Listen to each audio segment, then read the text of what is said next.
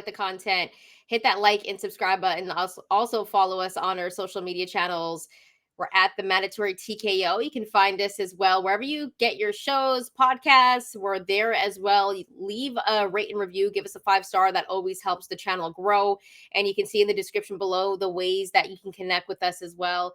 Now, we're going to talk about Claressa Shields first because I think this is really important. She fought Lani Daniels earlier this past weekend, and it ended up going the distance. She didn't get the stoppage. She didn't get the knockout, but she did sell out Little Caesars Arena.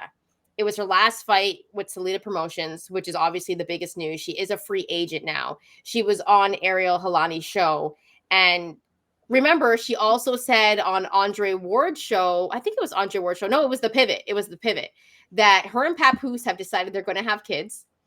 And this is going to happen next. She's going to take time off and have a family. And then she said she wanted, I don't know, someone's bumping music out here that you could clearly hear. I didn't hear anything. Okay, I heard it really loud and clear. However, well, let's not get flagged. yeah, no. HLD, do we have to talk about her? What? Yes, we do. Come on. She's one of the greatest. This will be brief boxers. Because honestly, there ain't much to change the situation. To your point, we both think she should fight. We both think she should fight the same person next. So there's that. That is true. But I think there's 2 names though. Obviously Shadasia Green, right? Shadasia Green, yeah. And Franchon. Oh, well, because they went back and forth. Okay, yeah, to be fair, we had Franchon on the show, and she said, I want that rematch because last time I didn't get time to prepare. It was a short notice or whatever. Like, she was at a very different, she was making her debut too.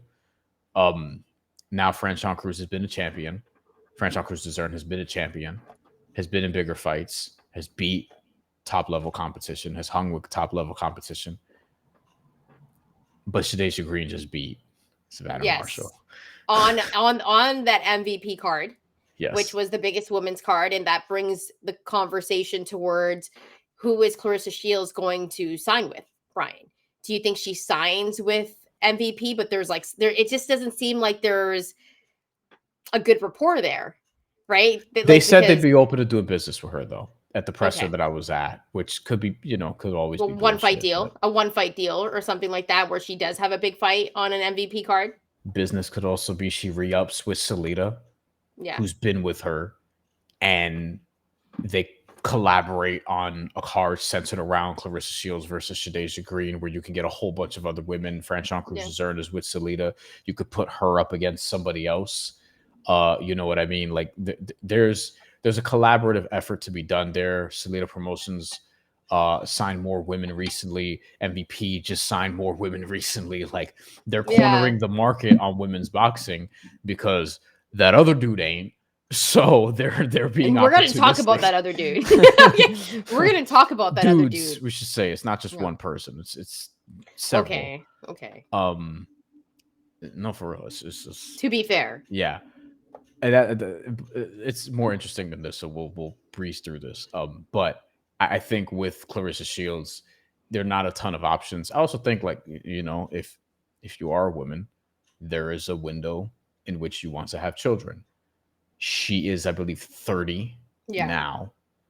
My understanding is that the window is between 30 and 35. I've been educated on that for obvious reasons. I mean, you could have one later. Now women are, like, obviously it would be a geriatric. Riskier. Yeah, it would be a geriatric pregnancy, right? If you have it after 35. However, it's like more women now, I'm sorry, guys, more women now are having babies in their, like, late 30s and 40s than ever. Like, it's crazy, actually, that's happening. So it's not like it can't happen if you're over 35, right? But like that's a good time. Even if you're in between 30 and 35, like, you might have problems getting pregnant. Anyways, this is taking a weird turn for the show. I don't think it's weird at all. And Papoose is also 47. Like that. Yeah, but it doesn't matter for guys though. No, I know, but like you don't want to be an old dad. Yeah, because if you're 47 now, let's say Papoose gets her pregnant now. Okay. Yes. This is why you come and listen to this show.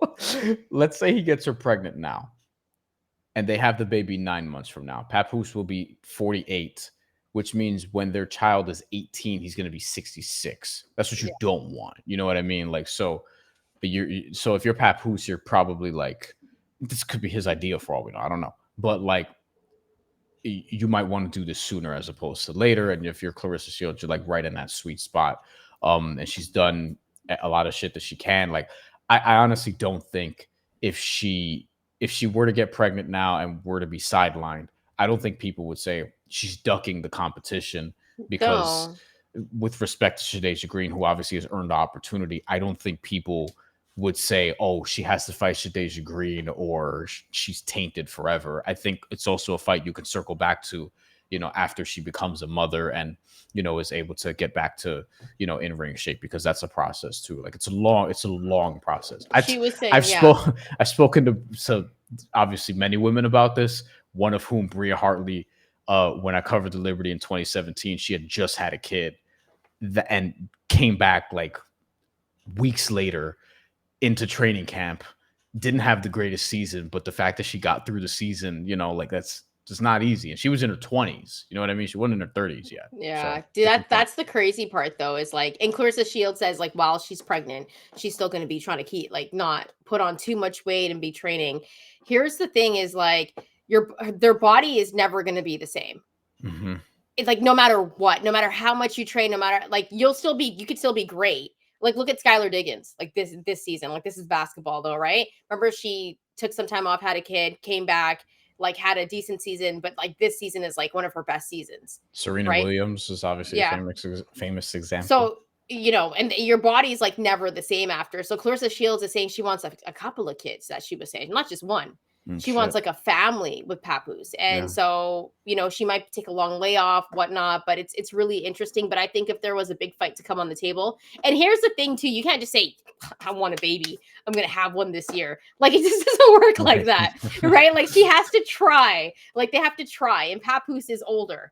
Right. So he has to get his shit checked. You know what I'm saying? To make sure do his boys swim? We don't know. Right? Like, we don't know, guys. Okay, we will be finding out.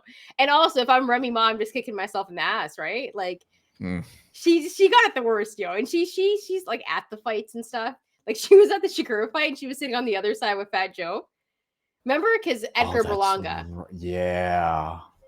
Yes. So I remember she was on the other side. Like it must suck to be Remy Ma right now. Like that's terrible. They had a kid? They did have a kid. Yeah. It was all over Love and Hip Hop. Yeah. Which sucks because like I didn't watch Love and Hip Hop. It was a good I know you did. That's how I know everything. How do you think I know everything, you guys? All right.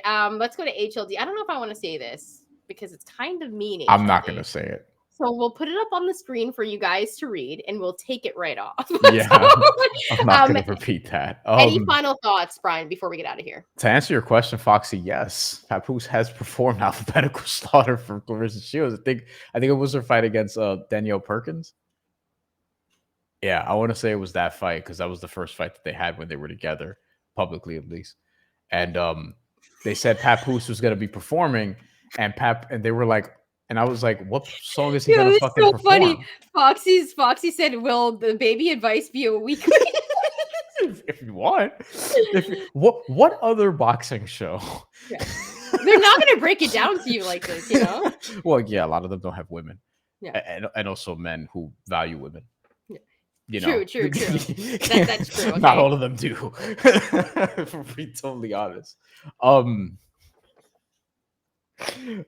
sure some do, but they're anyways, what were you saying? Sorry to cut you off there. No, I was just saying, like, what other song was Papoose gonna walk her out to? Like that's kind of it's alphabetical slaughter, and like he had Born to Win and Madden. What was that? 06? I'm showing that was my a age. hot song though. That was a hot song. It man. was. He had like a but.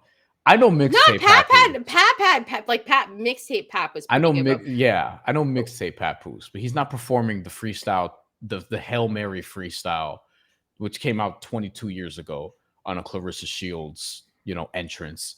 He's not performing his remix of. I'm pretty sure he did Who Shot Ya. Like, you know what I mean? He has to perform the Control remix. Remember when Kendrick put out Control, and then everyone hopped on Control. He had that Control. He's remix. Not performing Head of State and bringing out Saigon. to do his parts. I don't even know where Saigon is at this point. No, but exactly. I like when we like just go into all these other things where it's like, listen, the bag is deep on this show. Yeah. Ryan says Claressa Shields' walkouts have been getting more entertaining. The broadcast really went directly from Rick Ross walking her out to them singing "Lift Every Voice and Sing." So inspirational, Rick Ross bringing her out was, I felt like, a little random, but that was cool. I've never just been a Rick Ross fan. I don't know why, because he used to be a correctionals officer. Is that why? Yeah, that's why. Okay, but I did.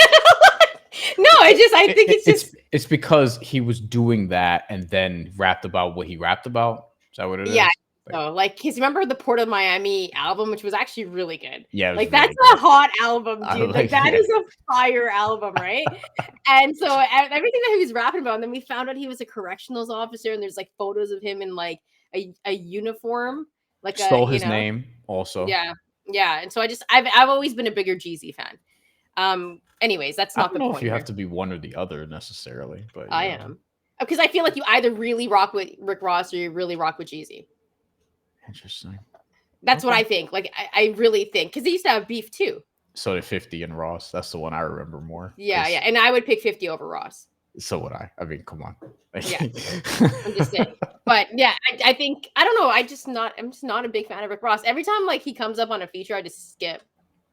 All right, damn. Like what? I just skip his verse. I just changed the song. No, really, I did that all the time.